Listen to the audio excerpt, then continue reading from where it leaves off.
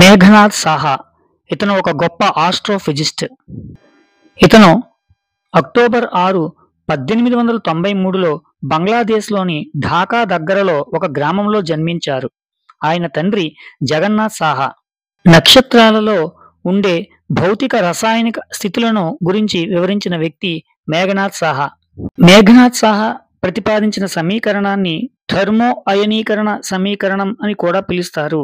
ఈ సమీకరణం ద్వారా ఒక వాయువు లేదా ప్లాస్మాలోని మూలకాలు ఎంతవరకు అయనీకరణం చెందుతాయి అనేది వాయువు యొక్క పీడనం, సాంద్రత మరియు అయనీకరణ శక్తిపై ఆధారపడను అని తెలుస్తుంది. ఈ సమీకరణం నక్షత్రాల వర్ణపటాలను విశ్లేషించడానికి మరియు నక్షత్రాలలో భౌతిక పరిస్థితులను తెలుసుకోవడానికి ఉపయోగపడుతుంది. 1915లో మేఘనాథ్ సాహా మరియు సత్యేంద్రనాథ్ బోస్ ఇరువురు కలిసి కాలేజీలో మొదటి స్థానంలో నిలిచి ఎంఎస్సి పట్టా సాధించుకున్నారు. పరిశోధన చేస్తూనే స్వాతంత్ర సమరంలో పాల్గొన్నారు. సుభాష్ చంద్రబోస్తో సత్సంబంధాలు ఉండేవి. 1927లో మేఘనాథ్ సాహా లండన్ రాయల్ సొసైటీలో సభ్యులుగా ఎంపిక కాబడ్డారు. 1923లో అలహాబాద్ విశ్వవిద్యాలయంలో 15 సంవత్సరాలు ఉద్యోగ బాధ్యతలు స్వీకరించారు.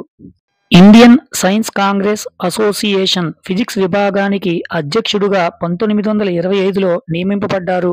ఎంఎస్సి సిలబస్లో న్యూక్లియర్ ఫిజిక్స్కు స్థానం కల్పించారు. అంతేకాకుండా పోస్ట్ ఎంఎస్సి కోర్సులో న్యూక్లియర్ సైన్స్ని ప్రారంభించారు. భారతదేశంలోని మొట్టమొదటిసారిగా సైక్లోట్రాన్ను ప్రారంభించడానికి తగిన స్టెప్ తీసుకున్నారు. సూర్యకిరణాల బరువు మరియు పీడనం కొలవడానికి అవసరమైన సోలార్ కిలోరీమీటర్ని కూడా కనుగొన్నారు. 1950లో సాహా ఇన్స్టిట్యూట్ ఆఫ్ న్యూక్లియర్ ఫిజిక్స్ను స్థాపించారు.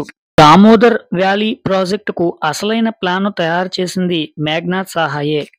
భారతీయ క్యాలెండర్ తయారీ ఆయన యొక్క అత్యంత ప్రధానమైన సంస్కరణ. క్యాలెండర్ రీఫార్మ్ కమిటీకి చైర్మన్గా భారతీయ ప్రభుత్వం 1952లో ఇతనిని నియమించింది. సాహా ఫిబ్రవరి 16, 1956లో మరణించారు.